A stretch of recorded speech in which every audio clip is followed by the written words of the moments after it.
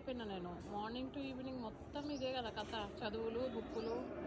ఇవి అయిపోయేసరికి ఎనర్జీ రావట్లే. పెట్టే యశోదా తీసుకో.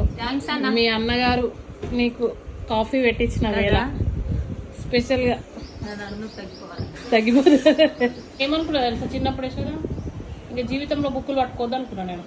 నా ఎంఎస్సీ అయిపోయిన తర్వాత ఇంకా జీవితంలో బుక్కులు పట్టుకోవద్దు అని సాఫ్ట్వేర్ జాబ్ చేసిన కొన్ని రోజులు, 2 years. ఇక్కడ ఉన్నప్పుడు చేసిందా? హైదరాబాద్లో ఉన్నప్పుడే చేసిన, ఇక్కడ ఉన్నప్పుడు హాస్టల్లో ఉండి జాబ్ చేస్తుండే.